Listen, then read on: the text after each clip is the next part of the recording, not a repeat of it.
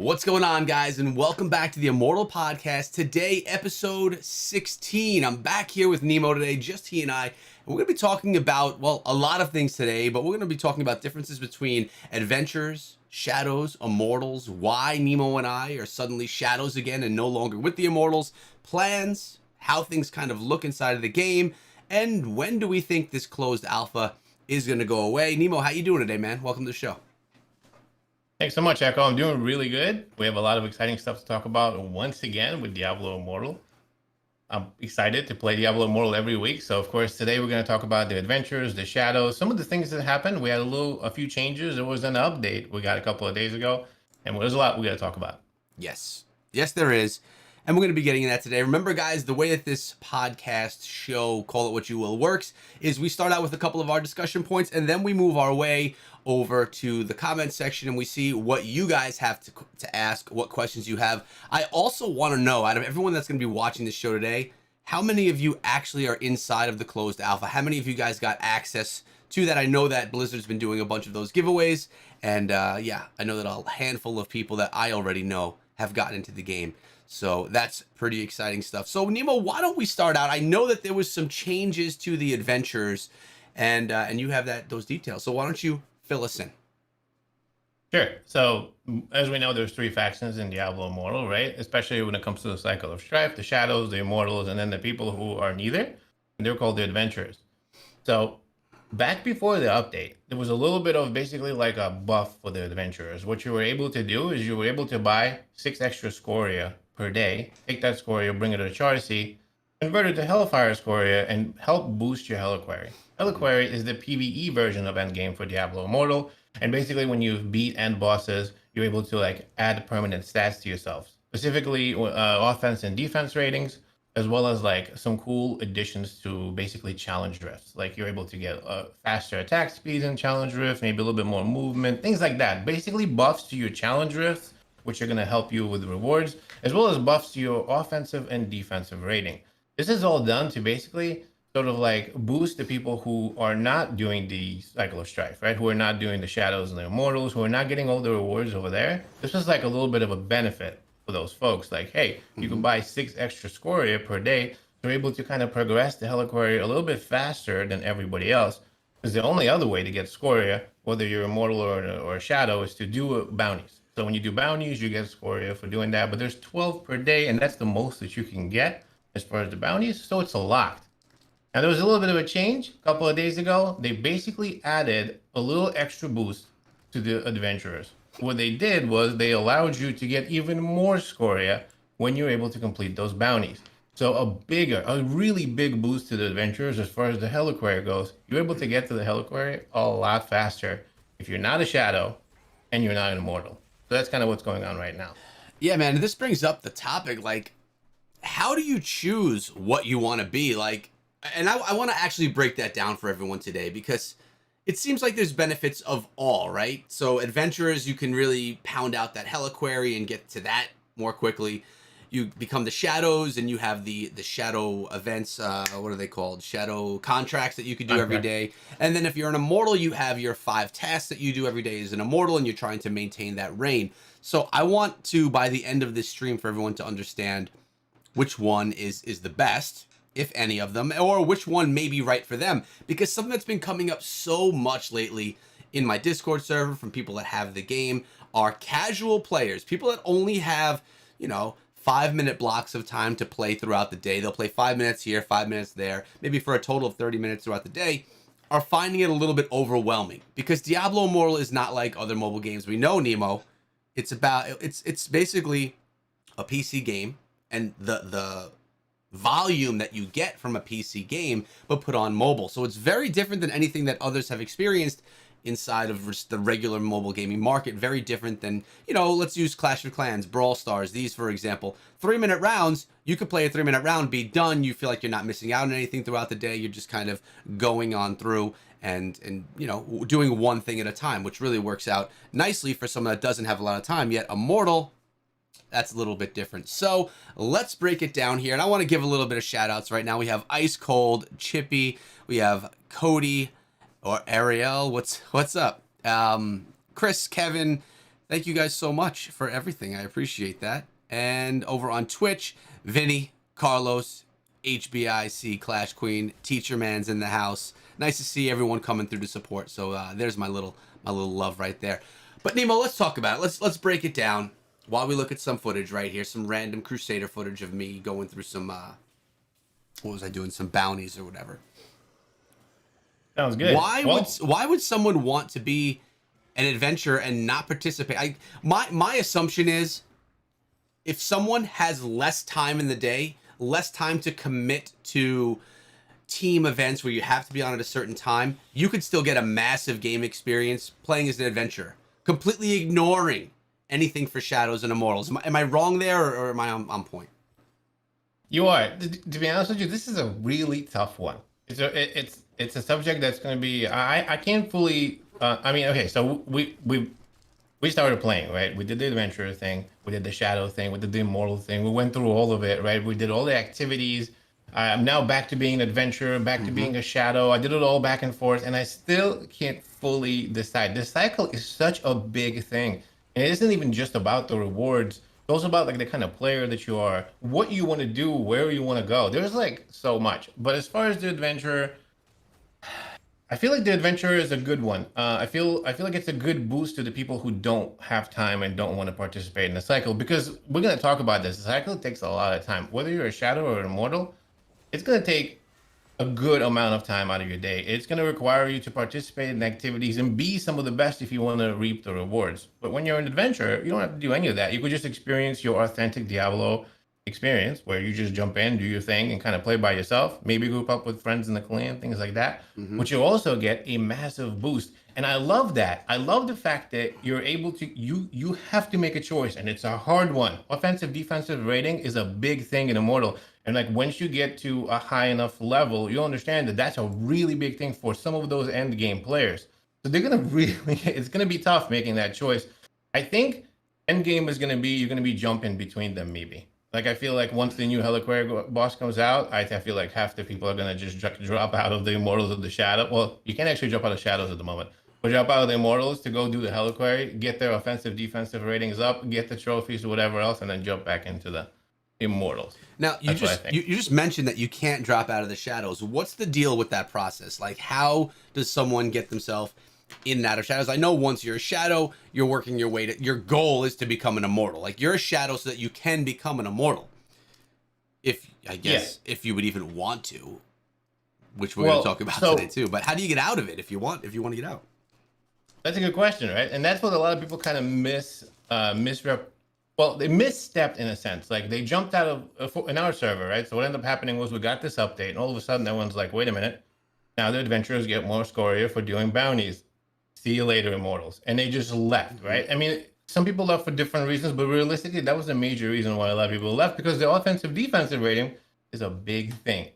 So people leave, they'll say, well, I'll join the Shadows. But the thing with the Shadows is, once you join the Shadows, I don't think there's actually a way to leave right now. The only way to leave, you could leave a Dark House, but you can't get rid of being a Shadow. The only way to get rid of being a Shadow is to turn the cycle, because once the cycle turns, everybody turns to adventurers, and the top Dark House goes to become immortal. Everybody else, all the rest of the Dark Houses, all the rest of the Shadows, you return your rank, and then you go back to being an adventurer for like a few days before the cycle restarts again. So right now is like the only way to do it. So the people that became Shadows can't go back to being adventurer, and some of them are quite upset about that because they want that extra boost that gives you, probably basically kind of gets you to the boss. I'd say almost like a week faster, some people are saying, because of the extra scoria you get for the bounties.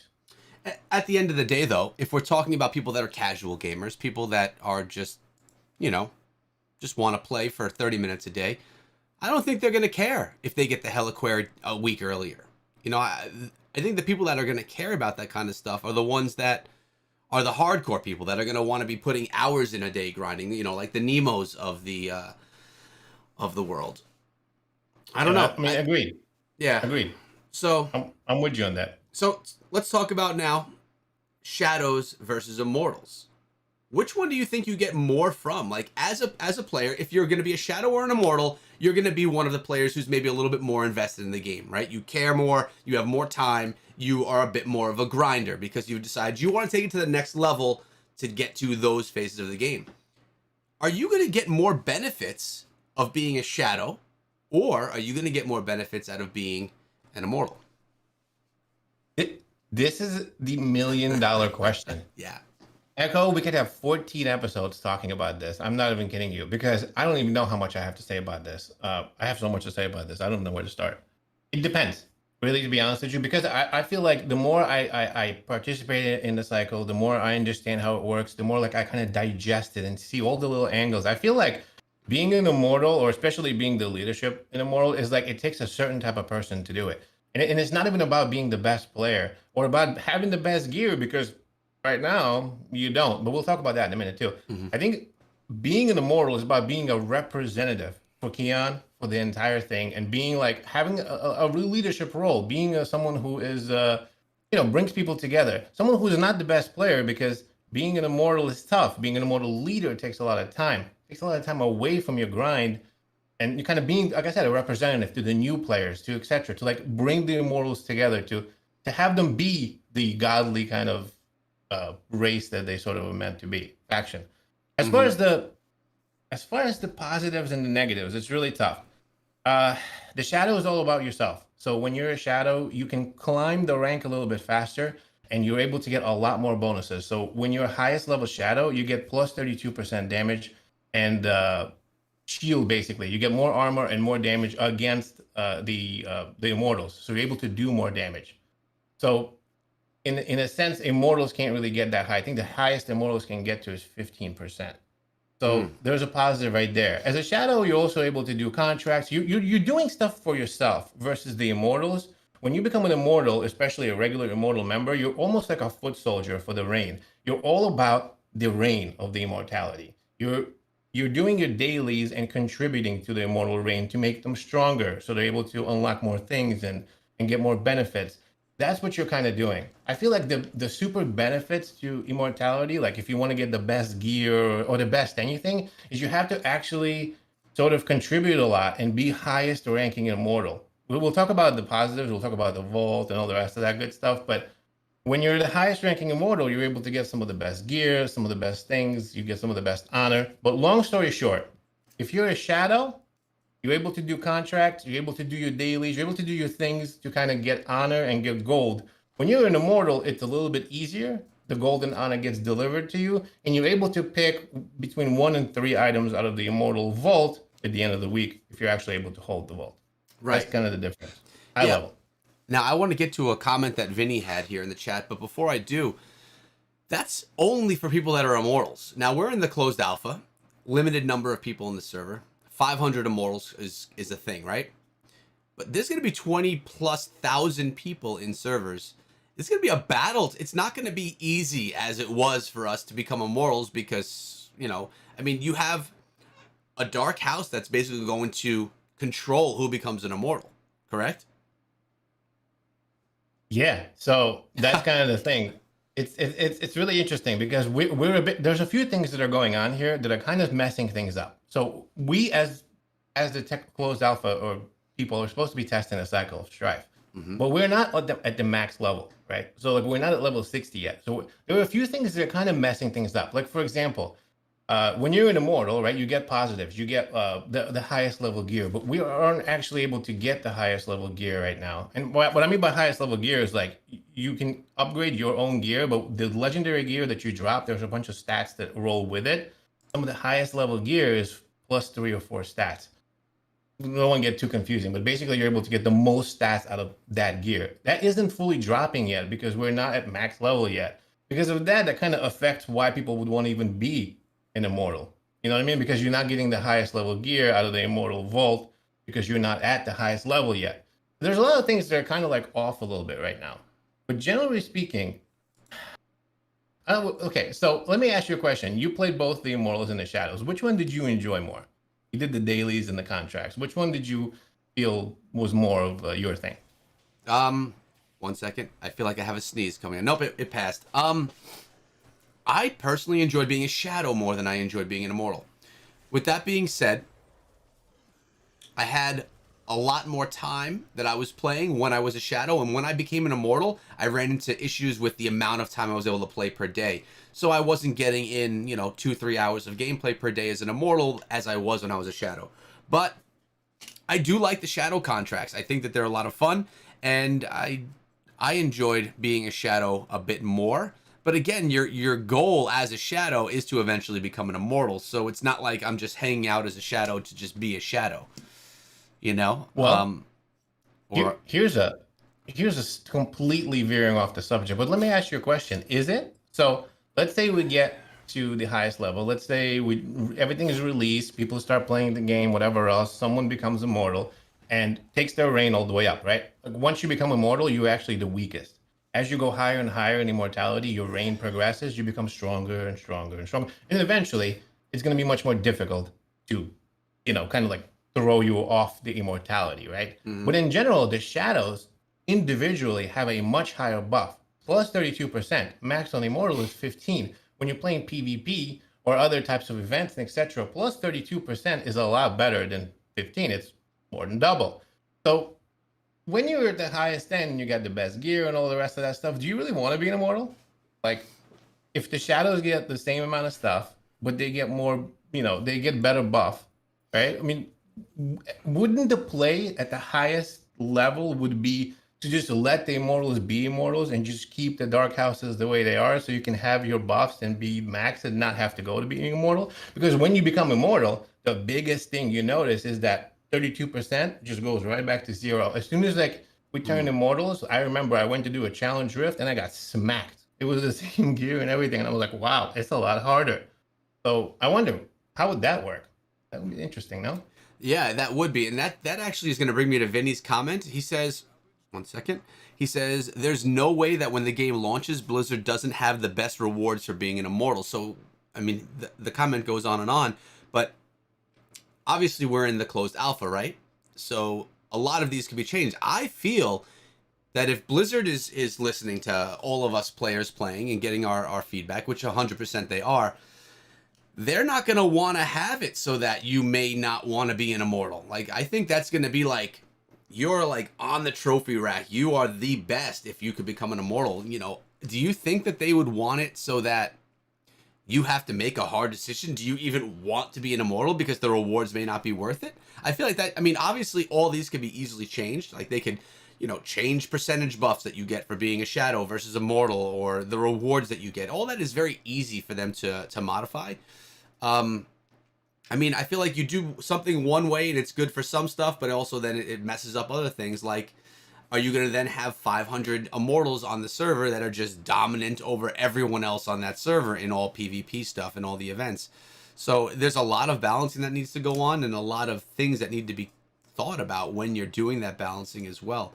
But do you think Blizzard wants to hear you, Nemo, saying, do you really want to be an immortal, or are you better off being a shadow? I mean, I feel like at the end of the day, they will want everyone to desire that immortal status. I mean, I agree with you in a sense. Being an immortal is the more I kind of play, the more I change my mind about being an immortal. At first, I thought it was one of the most desired positions, but at the same time, like if you're being a highest player and if you're about yourself, you don't want to be an immortal leader. I mean, yeah, you get that buff, but at the end of the day, it's just a lot of work and a lot of things to do that take away from you playing the game and being the best player. I really feel like the immortal is not going to be the best player in the server. It's going to be the person that brings people together versus being the best. But let me ask you a question. There's another thing too.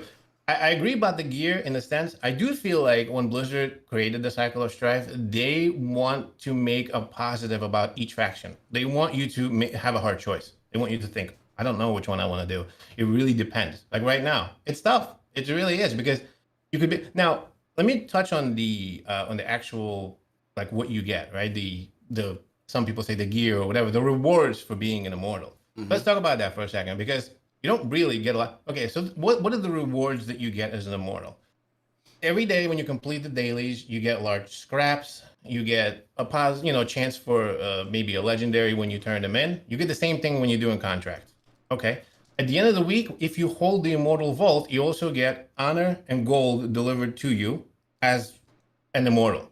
If you're higher, or if you get contribution, and if you're able to hold the actual gear that's in the vault, you also possibly can get yourself a piece of gear. You can go into the Immortal Vault and pre-select some of the gear that you want from 1 to 3 slots. So let's say you play the game, right? You did all the Immortal dailies. You've completed all the tasks. You've done everything, which is really hard to do, by the way. We'll talk about that in a second. Because there's politics. There's a bunch of stuff that's involved. But let's say you do all that and you're one of the highest contributing members in the Immortals. You give the most Essentia.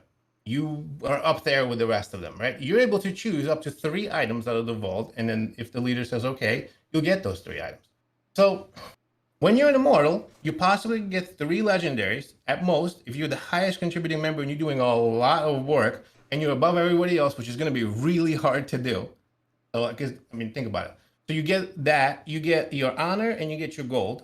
And if you're an elite, if you're somebody who is one of the 48 out of the 500, you're able to participate in Keon's Ordeal. If you beat Keon's Ordeal, in there, you might get a possible legendary drop from the actual boss itself. And then when you go outside, you're able to participate in like a little lottery thing where you could possibly get a piece of gear, a random piece of gear, if you're lucky enough in the lottery. So you get a lot of rewards as an Immortal for doing all of that stuff, for being the best out of the best, for being, one of the 500 and then one of the 48. I don't know. What do you think, Echo? I mean, I saw your video, Nemo, where you were doing the 48-player multiplayer experience inside of the game, right? And I saw you defeat the bosses. I saw you get your legendary piece of gear, light shining up to the sky. And then I saw you go to the rewards section. We actually made a video on this one together. And I noticed you going circle to circle, and you, after participating in this event that you were looking forward to for so long, you got no legendary rewards whatsoever. Now, you had a good time playing that gameplay, that gameplay mode. It was something that was really fun, PvE, really. And, but you didn't get the rewards. Another example of being an Immortal where rewards aren't guaranteed. And you even did just mention, if you're the highest Immortal, if you're the highest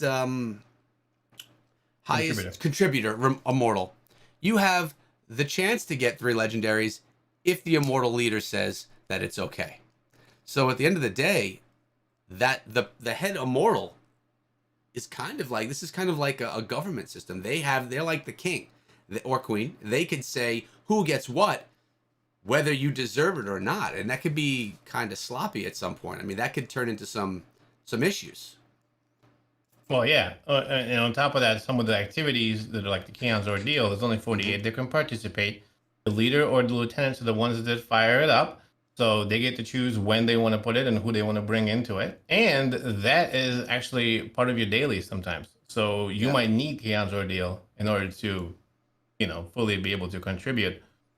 Just kind of, I don't know, that could, again, it opens up, you really need, the Immortal leader needs to know what they're doing. They need to be able to bring the people together and actually be the connector. That's what I mean about that. They can't be selfish about this. They need to make sure that the rest of the people play, because remember, being an Immortal is not just about the 1 or the 2, it's about the entire 500 actually participating. Otherwise, people will take you down. Let me ask you another question. Here's something else I'll bring into this. You only get to fire up Keon's Ordeal when you get Essentia. When you have enough Essentia as the leadership, as the Immortal leadership, you're able to pay that Essentia and open up Keon's Ordeal at a difficulty. Yep. So let me propose another thing to you. There's 500 Immortals, there's 20,000 shadows, and each one of those shadows is trying to get into the vault. How long do you think you're going to be able to keep that vault going? Are you going to be able to keep the stuff in the vault in order to actually be able to run Keon's Ordeal to get yourself the better gear? Like, some people are saying, well, once you get higher and higher, and eventually you're right. Like, some people are chasing right now those 3 or 4 stat items. They don't realize that the 3 or 4 stat items are not tied to activities. They're tied to a level, to your level. So once you get to level 60 is when those things will actually start dropping, generally in the world and in the rest of the places. So yeah, you'll be able to pick three things out of the Immortal Vault if you're the highest contributor and you're able to do all those things. But do you think that the Immortal Vault is actually going to be able to stand a chance against 20,000 shadows? It's not super hard to get rid of the Wardens. Now, I do have to say there's a little bit of an issue right now with the level 4 of the Wardens. It's really hard to actually get to the end of the vault. We've been trying because we're the shadows right now. But in general, it's not going to be very hard to get the Essentia out of the vault. There's 500 Immortals. There's 20,000 shadows. It's going to be hard to run Keon's Ordeal without Essentia. So that could be another aspect of this that people aren't thinking about. going to be hard to keep that going as an immortal. Yeah, you're right. And the more and more you think about this, the more that me having experienced both, kind of reflecting on my experience in both, shadows just sound more desirable. I don't like having my success and my progress and my rewards be determined by someone else. And when you're an immortal, that's exactly what's happening. Like your ability to participate in events is being determined by a person, not by a statistic or number or by performance. The rewards that you get are either random, luck based, or determined by someone that's the lead immortal. By the way, you mentioned the lead immortal doesn't have to be the strongest person, just basically the best manager. So we could have people that are, I mean, obviously at that level they're going to be good players. They're going to really be good at the game, but you're going to see people that are really good at managing people because that's going to be their primary focus. Those people they're not going to even be able to play the game as much as anyone else, any of the other immortals. They're going to be there doing management of their group, right? So for me, I think getting the buff, the 35% buff or 32% buff that you mentioned, playing the game, doing your dailies, doing your shadow contracts, and exploring the world, going through rifts, doing the Heliquary, I think you'll be able to get more rewards, more legendary drops than if you were playing as an immortal. And you're going to be stronger at that as well. I don't know though. Am I off base?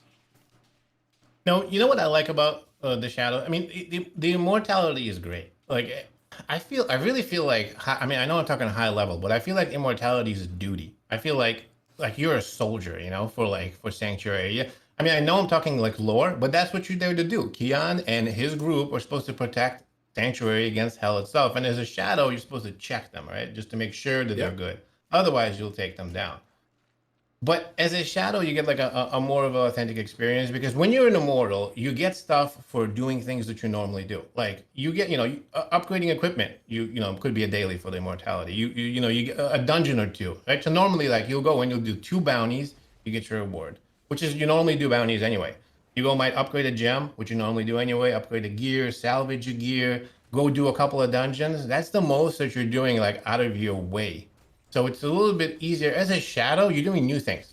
Like contracts that you wouldn't normally do as an immortal. Like you do things to mess with the immortals.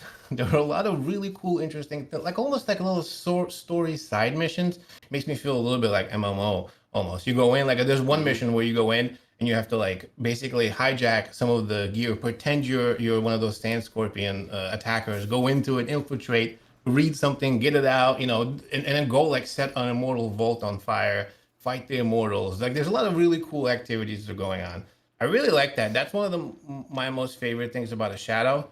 I also like the fact that shadows are not super exclusive. Like when you're a shadow, you're able to do all of the events of the shadows. Yes, you're not able to participate in the Rite of Exile, but that's the same thing as Battlegrounds. You're still able to participate in the Battlegrounds and know what it's like. When you're an immortal, you got to be one of the 48 in order to participate in the Keon's Ordeal. You got to be one of the 80 in order to participate in the Rite of Exile.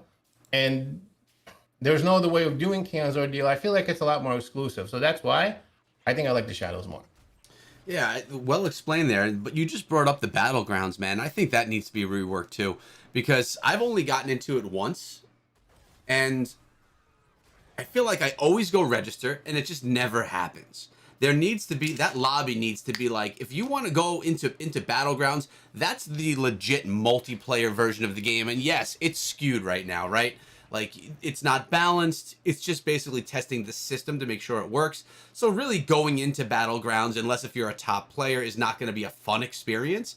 Once it's balanced out, possibly it will be, hopefully. But getting into it shouldn't be having to log into the game, go run over to the Battlegrounds, register, and then just wait.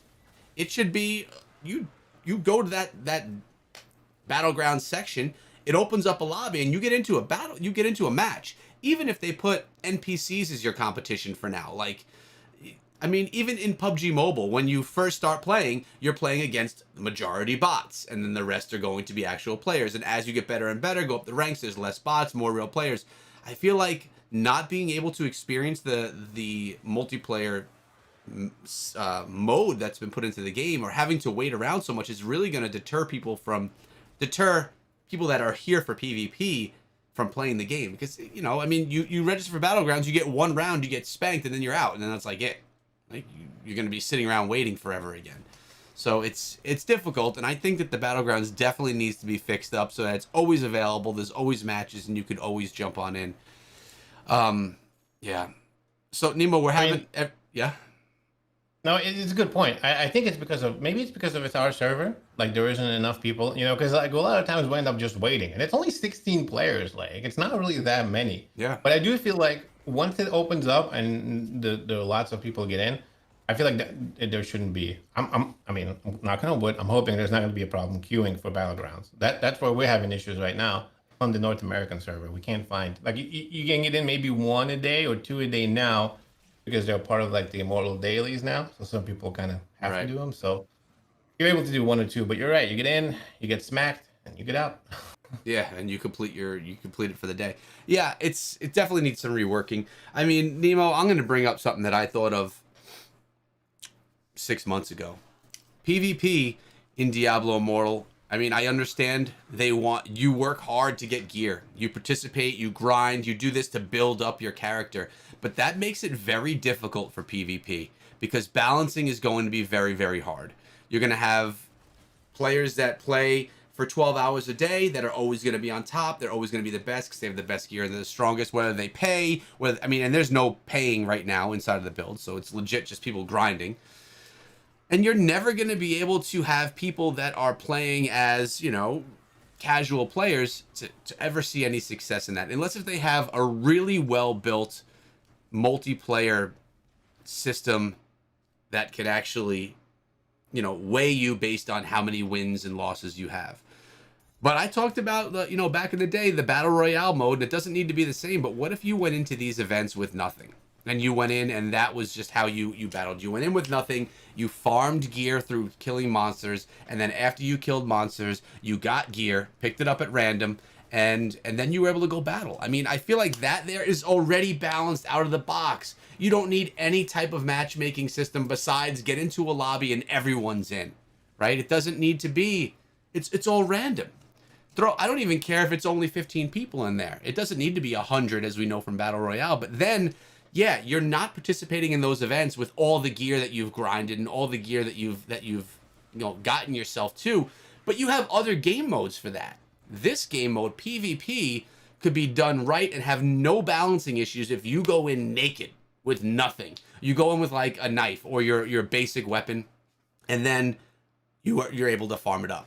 Kill some monsters, they're not crazy hard, and then they drop some stuff, they drop some gear, and then you start going into battle with other players. I mean, I know Battle Royale is not typically something that we see inside of action RPGs. It's not a normal thing, but it's also pretty easy to balance when you think about it. And I know Blizzard really wants to focus on the gear. You spending time getting the gear, getting the gems, and wanting to do that. But it does pose a problem when we're talking about playing against other players. I mean, we know this from back in the day of other Diablo games, and, you know, getting one-shotted and stuff. We're seeing that now in Battlegrounds. The same issue is there. Now, they could put a matchmaking system in where if you continue to win, you go higher and higher up, but then that's going to pose another problem with, are there going to be enough players in the top tier for you to be able to go and always be able to jump into a match? Where if you do something where you go in with no gear and you have to farm your gear, kind of like what is that game called? Like a League of Legends type thing. You go, you'll farm, you'll get more buffs, and then you'll go and you'll actually go attack your lanes. Could be the same type of thing here. PvEBVP would be a lot of fun. It would solve a lot of problems for balancing because it's literally a balance-less game mode. You don't have to do any balancing. The best player in the world could play with the newest player in the world. They're both dropping in with no gear. Obviously, the best player has the experience and is going to win, but that's going to all be random how they match up. And, I mean, man, make it 16 players. It doesn't need to be massive if they aren't able to pull that off, although I think that they could. I mean, look at PUBG Mobile. 100 players on mobile, no problem, no latency issues. It works really well. It's literally just, this is going to be, you know, action RPG type combat versus shooter type combat. In my opinion, and I'm probably in the minority on this, but I think that's the best way to bring in multiplayer, having it be the easiest switch for Blizzard. So let's just make this game mode. It's gonna instantly work. That's my thought. Nemo, do you agree, or do you completely disagree? If you disagree, I won't be hurt. You could tell me. No, actually, I agree, and I want to add on to it. Okay. Well, one thing you bring up a very good point about is, remember, as we're talking about this, the actual Battlegrounds, they are testing just the actual mechanics. There is absolutely no any way, shape, or form they haven't balanced, not just the actual, even the game itself, but the class per class balances either. So you can go in as a wizard, you can just get smacked sometimes, one shot, it just kind of happens. In general, you're right, it's very difficult, especially in this game, because of the way it scales as far as power goes. It's very difficult to be able to, have a new player come in and then play with someone who's been playing for, a year or so and grinding 14 hours a day, right? So, not even a year. Right. Not even a year. How about 4 weeks already? I mean, look at how far some of these players have gotten in a month. Sorry to cut you off. I just had to dive in there. Yeah. No, you're right. I mean, they're grinding 18 hours a day. Some of them don't sleep.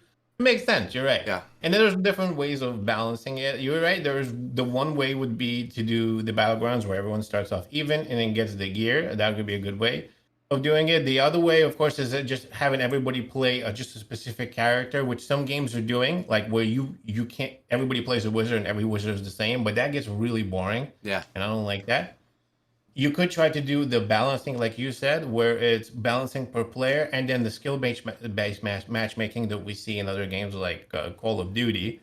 The problem with that is, like I said, if you're doing it per, like if you're grinding, like it's going to be very difficult to match people that are playing 14 hours a day. And they're all going to be just playing with themselves. And at the same time, when you're playing skill-based matchmaking, it's also very difficult because it makes the game super sweaty. Right, and then it pushes people to like start messing with the mechanics and etc. There's a lot of like really complicated things that get involved when you start talking about skill-based matchmaking and matchmaking in general. This is very difficult, especially in this game. Like when you're playing Call of Duty, yeah, you have a level 55, you get, and then you have a specific weapon, you have some attachments on it. They maybe look at the kill per death ratio and see kind of how that works. But in here, it's very difficult to do that. It's not just kill per death; it's gems, it's stacks of all kinds of other things, charms, this, that. There's so much involved in that. It's going to be very difficult to match make, in my opinion. So maybe it is right. Maybe like I feel like, what? Maybe a good thing would be something that's a PvE/PvP battleground-ish, to where everybody goes in naked, like you said, and they do some sort of a PvE. Because it seems like the Diablo Immortal team kind of really likes that. Even if you take a look at like Battlegrounds, or if you take a look at Rite of Exile, right, there is a PvE aspect of it, and you have to do both. Like there isn't just straight up PvP. So maybe that would be a good thing. Incorporate some sort of a PvE activity. Whoever does the best gets the best gear or something like that, and then it goes into PvP. Or you could do a PvE activity and open up portals at specific times and let only certain players jump to the other side and mess with the other team, like the way they do in Destiny. That's a really cool one as well. So maybe that would be good. But in general, I agree with you. It's going to be very difficult. I do not see a way that you'll be able to actually matchmake people effectively. Yeah, I mean, gear, gems, charms, level of gear, level of gems, all of that. I mean, if they were to do matchmaking based on that, it would legitimately need to be just on your battle success rate.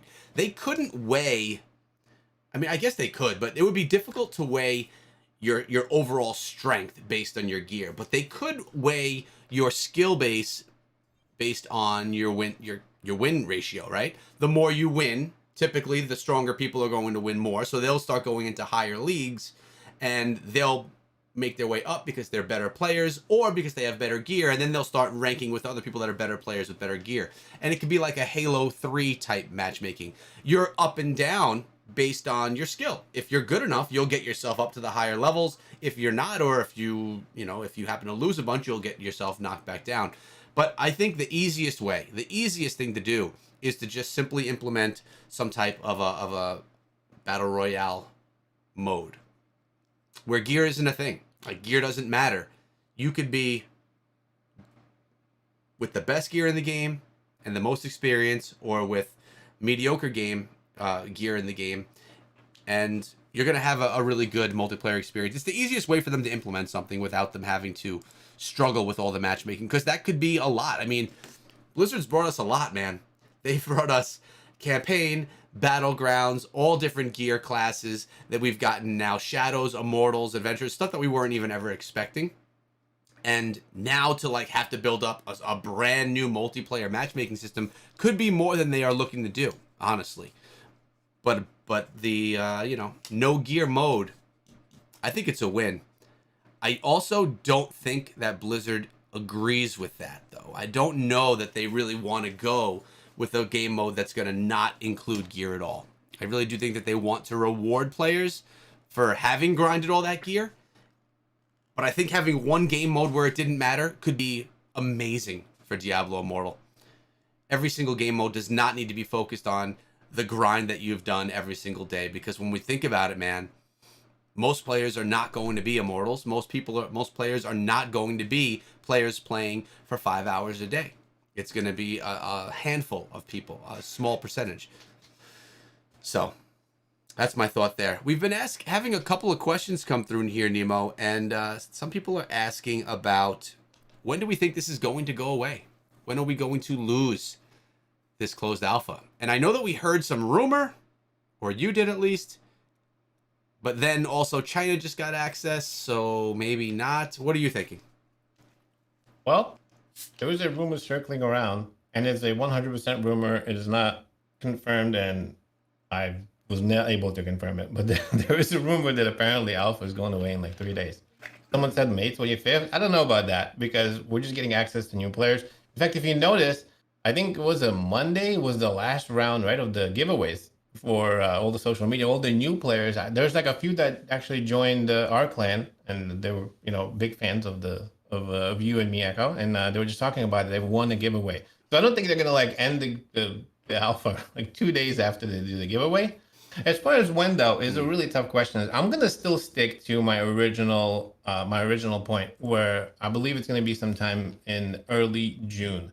I feel like the whole point of this alpha was to test the cycle of strife. They've gotten a lot of testing, but I remember I heard them say that they wanted to see the cycle turn, and then they wanted to see it turn again. So we're right at the part where we possibly could have the cycle turn again. I believe Australia is turning the cycle, maybe, I don't know. But we're right there. So I feel like probably in the early June, before June, I don't know, I'd say June 10th. I'll say June 10th. How about that? Still, that's only 2 weeks away, right? Yeah. I mean, we're getting close to June, so I mean, it's going to go away when it goes away. Hopefully, it doesn't take a ton of time to come back again, because remember, my anticipation is that we're going to see the Necro and that final zone when it does come back. I will probably be out for a month or two, but man, I can't stop thinking about the multiplayer stuff right now and how I want to see some of those changes implemented, but I don't think they're going. Well, I mean, let me ask you a question. Do you think maybe this is a little bit veering off subject? We got a little bit of time, right? Yeah, we're okay. So do you think that esports will ever come to Immortal? No, I don't at all. I mean, they've told us that that's not their focus at all. Now, thinking of other games like Clash of Clans, they never anticipated going into esports. And then years later, they got into their war scene, things happening, believe it, crazy or not, Clash of Clans is in esports. But they've said that they don't want Diablo Immortal to be in esports. So Battle Royale there would not be the play. That I think it would just be for player enjoyment and a PvP experience that's balanced and fun and not being one shot by other people. I mean, that would be the whole vision of it. But no, I don't think they're ever going to go to esports. I don't think they're going to change their mind on it. I don't think that's in their vision. They have other games. Blizzard has plenty of games that are in esports. They don't need their hell-ridden Diablo series to be an esport. You agree? That's true. Yeah, and to bring up, to catch on another point someone was mentioning, as far as the classes and the balance, when it comes to PvP and just the game in general, the idea of Immortal is for every class to be cool in some way or another, to have synergy between the skills, but between the classes as well. Like, they want to make, like, the best way to describe it is if you're playing a barbarian and you see a wizard or someone else running around, you see a cool skill, you're like, oh wow, this is really awesome, I want to try that. So every class has a unique thing about them, a unique positive about them that makes you want to play them. And I think that's the end goal for all classes, no matter what happens. PvP, PvE, just in general. Yeah, I agree with that. So Yeah, I get that battle royale multiplayer modes are definitely good for esports, but that's not the only reason to have them in the game either, in my opinion. That's true. What kind of That's true. questions? What kind of questions are we getting through here in the chat? When did he say it might go away? Teacher man's asking. Um, There's no official date on that yet, and no official date. Let me ask you a question. Do you change your mind as far as when you think the game is going to release? no, I'm pretty solid on all that. So I'm still sticking with September. Are you going to stick with October? I think Yeah. that was what your original date was, right? October. I don't remember what I actually said in the last podcast, to be honest with you, but it was definitely not September. I was thinking more end of October, beginning of November type stuff. I mean, I heard D2 Resurrected is coming in November, and if that's the case, they're definitely not going to release both games at once. So that's a good one as well. so it's to either think about. before or after. Yeah, that's a good one. I didn't think about that before too. To see when DR2 is coming out. Well, I'm more thinking about how long are we going to have to wait before the final round of testing. You know, how long is it going to take them to bring that necro and to finish the final stage? You know, and I mean they're working on it now, but how happy are they with the experience players are having right now? I know that some people don't really love the Immortals and the Shadows and stuff, and they prefer Diablo Immortal without it. And I would say most people do like the extra depth inside of the game and having tons of stuff to do. And it can become overwhelming for casual players, but again, just be an adventure and you don't have to partake in everything. It's hard because when you're teased with all these rewards you can get for doing all this stuff, as gamers, we kind of want to get it done. You feel the obligation to do all those things so you can get those rewards. But sometimes you just have to let some of them pass if you are that casual gamer and you don't have to participate in every single thing going on all the time. Plus, another point to bring up here and to say, I know a lot of people are funneling everything into the cycle or whatever. You get drops from like whatever. Like you can get one of the best pieces of gear, a legendary piece of gear from a mob that you're just running around and you find, in Darkwood. It does not have to be. It's still random, so it doesn't have to be. And I really don't think. This is another thing that a lot of people are kind of talking about and trying to figure out. Like, is a specific set of gear funneled towards a specific set of activities? So, for example, are you going to be able to get the best gear only from Keon's ordeal? I really don't think so. I really don't. I mean, we'll find out. I really think that the gear and the stats of the gear is all 100% random. They're not going to funnel all of the best gear and all the best players into one small activity that only 48 people can do. You know what I mean? Like, I really do think that. So if that's the case, it makes every activity just as important as every other one. So it doesn't matter what you're running. You can get legendary. I've gotten a legendary piece from one of the regular mobs too. They dropped one of the 2-stat legendary pieces. It's a nice one. I just got it from just killing someone. So I don't think it matters. Yeah. What activity you play. I agree, and I like that too. I love the randomness of it. Now, we have 2 questions coming through. One is, and by the way, we're in the final 10-15 minutes of the show, so if you have any questions about anything, it could be related to Diablo Immortal or not, now's the time to ask them, and we will get to them for you guys. One is from Marjo saying, can we play Diablo Immortal on any type of phones? And the more I've seen, specifically from this closed alpha, the more I believe that you're going to need a higher-end device to play this game. Now, higher end device doesn't mean something that's brand new. It doesn't mean something that is the most expensive device, but this game is massive. There's a heck of a lot of stuff going on. And I do experience crash. I mean, I think I did in some of the footage we're watching right now, there was already one crash where the game just turns off, I log back in, and it's good to go. So I think that higher end devices, there's definitely going to be requirements. Obviously, the lower the requirements, the more people can play, but at the same time, they want to make sure that they give you a quality product. They don't want to dumb down Diablo Immortal so more people can play. I think their focus is definitely to give you the best Diablo Immortal they can possibly make, and if that means that certain phones can't run on it, time to go buy yourself a new phone, get that upgrade on. So yeah, I think phones are going to be, you're going to need a decent phone. You can't bring it with a piece of trash or something that's 5-6 years old. I don't think it'll run. You agree, Nemo? Yeah, a mid-tier device. You're gonna need a mid-tier device to run Immortal.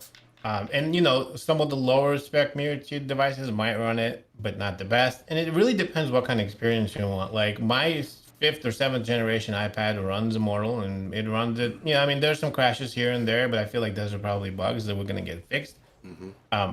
In general, it runs well. Like it might not be as smooth or as like really cool looking as like let's say the iPad Pro, which by the way is coming in like 2 weeks. Uh, that's the case. But you're going to be able to play if you have a mid-tier device. So low-end devices, no. If you're playing, like a phone that's going to be able to play Candy Crush, it's not going to be able to play Immortal. Remember, you're going to be online. You're going to be with a bunch of other players. It is going to require decent specs, but we don't have the actual specs yet. I have been asking every single time I have an opportunity. The first question, they say, "Hi, Nemo." I say, "What are the specs?" Like literally, not hi. What are the phone specs? I need them now. Give them to me. And they won't. They haven't done that yet. So we do not know. Trust me though. As soon as I find out any specs for any phones, you will have it for sure. Yeah, same here. That's definitely a video we have coming. And I see a bunch of video requests coming through in the chat right now over on YouTube. And we plan on doing all this. Now, someone did ask about, Salah asked about doing a monk build. Now, this is something different that both Nemo and I are doing this alpha around from the last. I'm only really playing my Crusader. I have a couple of, basic builds of other classes as well, but I'm putting 95% of my playtime into my Crusader. With that being said, I can't grind the other classes because I just don't have the time to do all of them, especially with Immortal, Shadow events, adventure stuff, all that stuff inside the game now. It's very difficult to grind multiple classes. So, since Nemo's not, I have a Crusader build that I think is one of the best in the game. Nemo is creating his best in the game wizard. So, because he and I are friends, we share footage, so he'll be able to bring you guys a Crusader video. I'll be able to bring you guys a wizard video, as well as the class that we're doing. But on top of that, we have an amazing community that we've built on both of our Discord servers, linked down below in the description. And some of these players are pretty legit, and they are really grinding. I believe Teacher Man is one of them that's doing something pretty big for us, and someone else. But we do, I believe, Ice Cold. I believe I heard rumor that we do have, Nemo confirmed this, a monk build, an insane monk build that we're going to actually be able to bring some videos out on. Is that true? Well, we have actually a couple of monk builds coming for you. PvP, PvE, Yes. a lot. Like basically what you just said, you're getting very soon. Yeah, and that's cool. And that's not because Nemo and I are grinding those classes. It's because we have a community. And this is something that's always going to be the case. Because when Diablo Immortal comes out, I'm going to have my main and then possibly, a casual one that I play as well. But we really are going to be maining one character. And I feel like that's going to be the case for many different players. Because there's so much to do, so much things to do that there's just not enough time to main multiple characters. So you guys that are going to be joining us, the Scrappy Echoes, we're going to be inside of our Scrappy Echo clan, our Scrappy Echo Dark House, and anything that we're doing, we're going to lean on you guys for some of that stuff too. If you're playing different classes and if you're incredible, we would love to feature your builds and stuff like that inside of the videos, because that's how we're going to be able to get that footage. So it's totally going to be a teamwork event, between Nemo, myself, and the community that we're building.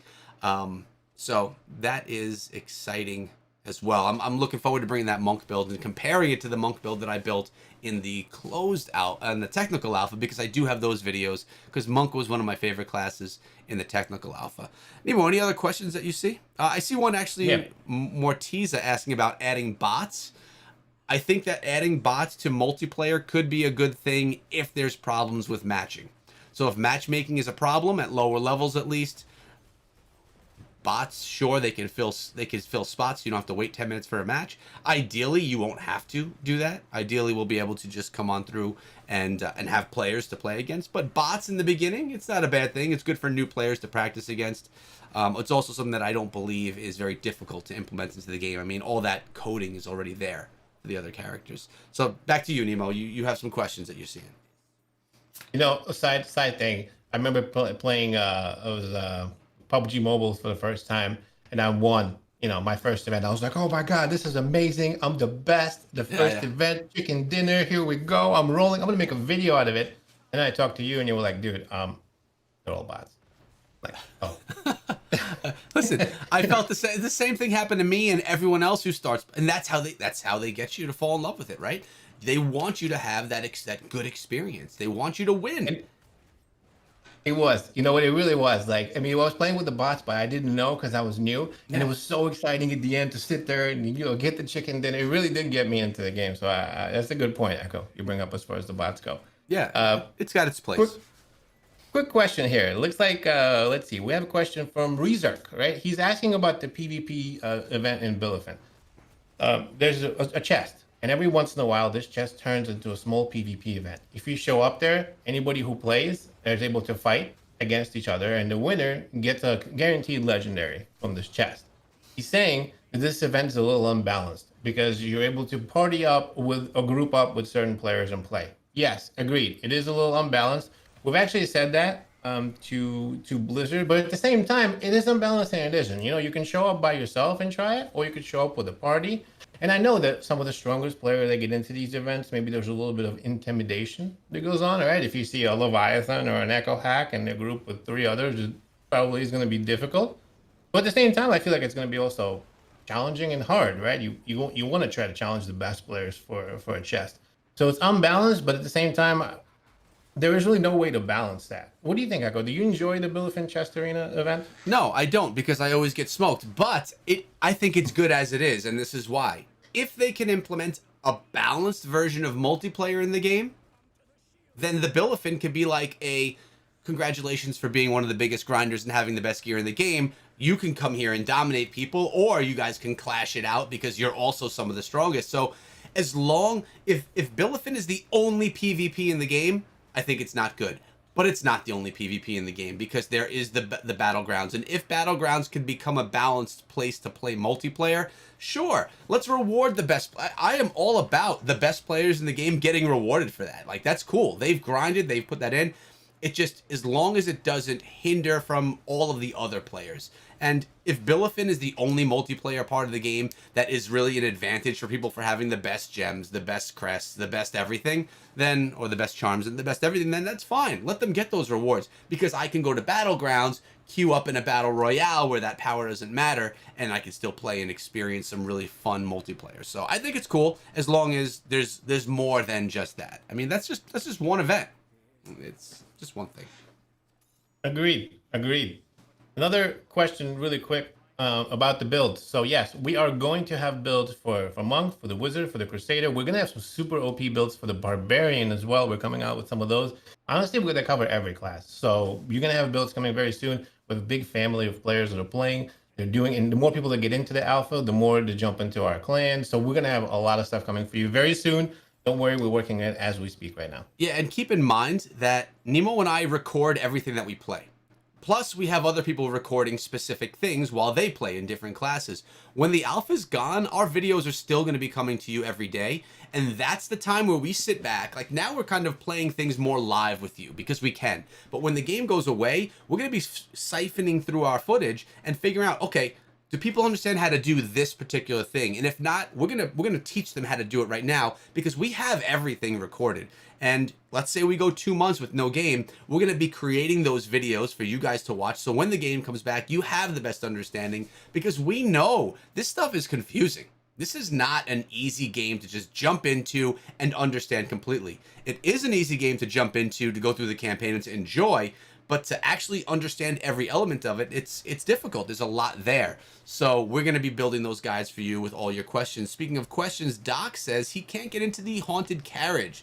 He tried to be on a different moment, but it doesn't start. Does he need to be 55 before that? No, it plays on normal difficulties every 30 minutes. So if you don't see it, maybe someone already took it out. So like basically what you want to do is go to Ashwood Cemetery. You'll see a clock on the top. When the clock expires, it'll say, "Hey, do you want to participate?" Say, "Okay." If you show up there like afterwards, or if somebody already destroyed the haunted carriage, it won't let you join. Yeah, and if you have any kind of other bugs, you just reboot. Sometimes that could be an issue. And let's be real.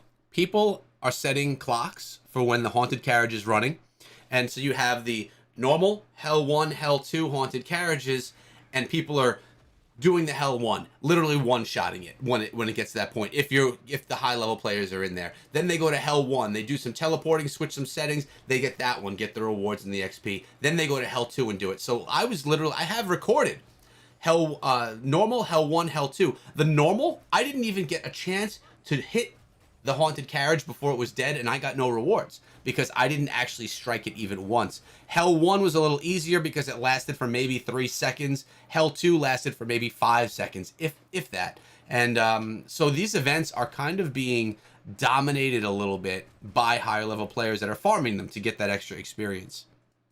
And Nemo, Yeah. we have about 2 minutes left. Any last questions that we could just rip through at the end to try and satisfy the audience? What's up, Red October? The number one question right now, of course, is the release date, as always. The release date. We do not know when the game is coming out. There has not been an official release date, but we do know that it's coming out this year, and there's only X amount of months left until then. We also probably ruled out that it's not coming in November because that's when the D2 Resurrected is being released. We were thinking every month except for that one. You pick, spin the wheel, tell me which one you think it is. It's not going to be this month, I tell you that. I think that I don't know. Maybe they have different teams. They could possibly put it out in November. November? Huh? I mean, I don't know. I mean, Two releases at once? Maybe. They are pretty OP, so they could do it. but I would agree with you though that most likely it's not. And to end off, or I should say to top off the show, Nemo, we have Red October with his weekly question. This one asking, toppings on ice cream. What's your favorite? Oh man, this is a tough one. Toppings on ice cream. Do you notice that Nemo always says this is a tough one when we have these final questions? So Red October always bring them out. The food always gets me. I'm gonna get a lot of hate for this one, but I don't like any toppings on my ice cream. Just straight chocolate. Straight up ice cream, Nemo. Just straight chocolate is the one that I like. Just give me chocolate ice cream and I'm good to go. No toppings. Wow, I would have to disagree. Not only on the flavor, but on the toppings. But since topping is the question, I have to go with peanut butter cups. They are my favorite. Crushed up peanut butter cups. I will get on any flavor ice cream. Doesn't matter. It's my favorite. Nemo, I know that you are everywhere on the internet. I know that you're putting out videos every single day. And I know that people that watched until this point in the podcast are definitely going to go check out your channel. Nemo's YouTube channel is linked down below. Obviously, from his YouTube channel, you can find out all of his other social platforms. But he's putting out videos of in-depth Diablo Immortal stuff, endgame stuff. But not only that, he's teaching you new players as well how to play the game most effectively and most efficiently. So make sure you go check out his channel. Nemo, thanks for coming through today, man. It's been another fun week.